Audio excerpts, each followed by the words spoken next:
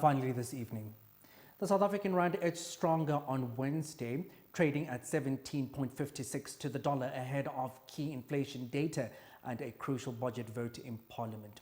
Now, the 10-year bond yield dipped to 9.8%, the lowest since July 10th. Politically, the appropriation bill is set to pass after a cabinet shake-up met opposition demands. On the local stock market, the JSE reached a historic milestone, surpassing 100,000 points for the first time in its 137-year history, with the all-share index opening at a record high of 100,108 basis points, despite some declines in the resource sector. Stock market analyst Mishima Gama has more on the day's trends. Quite an eventful week for the market this week. It's a combination of important economic data that's coming out of the US, which of course will affect our markets or anything correlated to the dollar. And in our neighborhood, our June CPI figures came out today and the budget vote also commenced today. Let's start off with the CPI figures.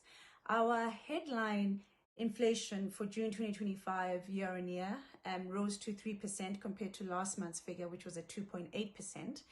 And it's clear that there has been a 0.3% increase, which is very slight. And although our inflation figure is still at the bottom of the SARB's desired range between 3 and 6%, that slight increase in June simply suggests that consumer price pressure is starting to ease, which just means that the rate in which prices are rising is starting to slow. Now let's look at who the culprits, or rather the drivers, are for this.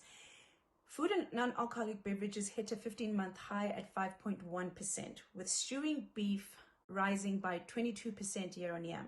Housing and utilities were up by 4.4%, and alcohol and tobacco were up by 4.4%. Fuel, on the other hand, fell, which is what eased the rise. So thanks to fuel for that.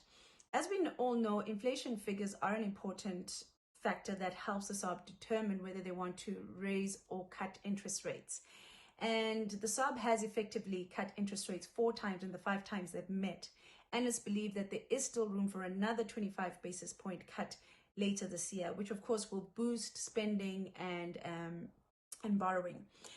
Lastly, our South Africa's National Assembly has approved the 2025-2026 appropriation bill on its first reading, which was today, and now it has to go to the second stage, which is also the final stage, and the results of that will then be released on the 30th of July.